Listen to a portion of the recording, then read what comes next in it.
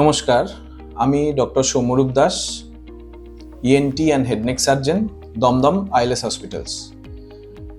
Headphone আমাদের দৈনন্দিন জীবনের একটি খুব প্রয়োজনীয় ডিভাইস, যেটি ছাড়া আমাদের বর্তমান এবং ভবিষ্যৎ চলা প্রায় অসম্ভব।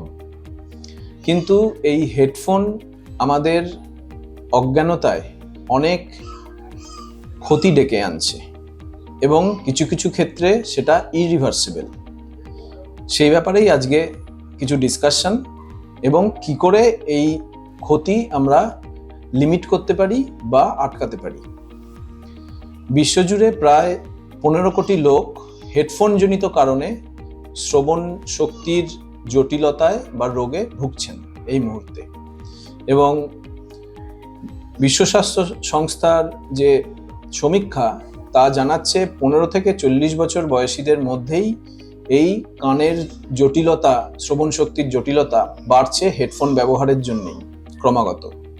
বিশ্ব স্বাস্থ্য সংস্থার 2021-এর সমীক্ষা জানাচ্ছে হেডফোনের ব্যবহার ক্রমাগত বাড়ার ফলে ভবিষ্যতে প্রায় 6.3% অফ ইন্ডিয়ান পপুলেশন এবং 70 কোটি লোক বিশ্ব জনসংখ্যার কানের শ্রবণ শক্তির সমস্যার মধ্যে পড়বেন অ্যারাউন্ড 2050 সালের আশেপাশে।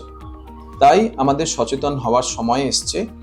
যেহেতু আমরা এই হেডফোনকে দূরে সরিয়ে রাখতে পারবো না, আমাদের জানতে হবে যে হেডফোনকে নিয়ে আমরা কি করে সেফলি আমাদের শ্রবণ শক্তিকে বাঁচিয়ে এগোতে পারবো। এখনকার দিনে গুগল প্লে স্টোরে এমন কিছু সফটওয়্যারও আছে যা আমি ফোন ইউজ করার সময় বলে দেবে যে আমি কত ডেসিবেলের আওয়াজ শুনছি। এবং বেশিরভাগ ফোনই এখন অ্যাডভান্স ফোন এখন বলে দেয় যে আমরা যদি জোরে শুনি বলে দেয় যে you are exceeding your permissible limit.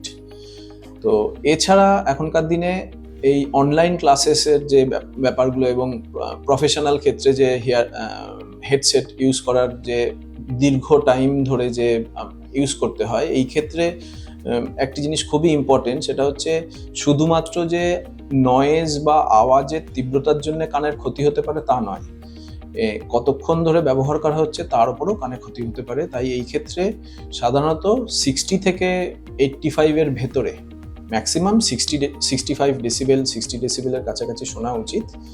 তো 60 থেকে 85 ডেসিবেলের ভেতরে আমরা আওয়াজ শুনতে চাই এই হেডসেটে, এবং not at a stretch more than 1 hour, কখনোই না। সেটা হলে কিছুক্ষণ বিরতি দিয়ে তারপর আবার আমাদের শোনা উচিত। দৈনন্দিন জীবনে হেডফোন এমন একটা জিনিস যেটা ছাড়া আমরা চলতে পারবো না। তাহলে আমরা ব্যবহার করা সত্ত্বেও আমরা ব্যবহার যখন করতেই হবে, আমরা তাহলে জেনে নিতে হবে যে কি কি লক্ষণ হলে বা উপসর্গ হলে আমাদের সতর্ক হতে হবে এবং কিছু কিছু সময় বিশেষজ্ঞের পরামর্শও নিতে হতে পারে। এক, কানের মধ্যে প্রথম যেটা সমস্যা হয় সেটা হচ্ছে বাজিং সাউন্ড, যেটাকে টিনিটাস বলে। টিনিটাস মানে হচ্ছে বাইরে এক্সিস্টেন্স কিছু নেই আওয়াজটার, কিন্তু কানে একটা, সেটা দু ধরনের আওয়াজ তৈরি হয়। একটা হতে পারে পালসেটাইল, হার্টবিটের মতো, আর একটা হতে পারে non pulsatile, at a stretch, cricket বা ঝিঁঝি পোকার আওয়াজ যেরকম সেরকম। তো এই আওয়াজ তৈরি হওয়া মানে একটি অ্যালার্মিং সাইন কিছু কিছু ক্ষেত্রে। বা কখনো বোঝা যায় যে আমার কানের মধ্যে কিছু একটি জমে রয়েছে, something is in my ear and fullness sensation in my ear, কিন্তু হিয়ারিং লস তখনও সেন্সেশন হয় না। নেক্সট স্টেজের সেন্সেশন হয় যে হিয়ারিং লস, মানে আমার শুনতে অসুবিধা হচ্ছে, কনসোনেন্টস শুনতে অসুবিধা হচ্ছে, এবং কথা শুনতে পাচ্ছি কিন্তু কি বললো ডিসক্রিমিনেট করতে পারলাম না। কখন এগুলো সব থেকে বেশি প্রমিনেন্ট? যখন এটা ফেস টু ফেস কথা হচ্ছে না, পাশ থেকে বলছে কেউ, পেছন থেকে বলছে কেউ, এবং যেটা সিঙ্গলি না, রিপিটেটিভলি। তখন আমাদের অবশ্যই উচিত আমাদের ইএনটি বিশেষজ্ঞের সঙ্গে যোগাযোগ করে ইভ্যালুয়েট করা আর এর ব্যাপারে ব্যবস্থা নেওয়া।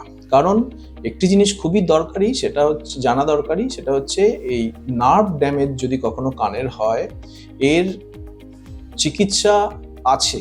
এবং এই নয়েজ ইনডিউসড হিয়ারিং লসের ক্ষেত্রে আমাদের যে চিকিৎসা আছে সেই চিকিৎসা কখন শুরু হচ্ছে তার উপর নির্ভর করে সেটি রিভার্সিবল কি রিভার্সিবল না। এক্ষেত্রে খুব দেরি হয়ে গেলে হয়তো মেডিসিন দিয়ে কোনোভাবে এটাকে রিভার্সিবল করা যায় না, কিন্তু তখন রিহ্যাবিলিটেশন যে প্রসেস আছে সেই দিকে যেতে হবে।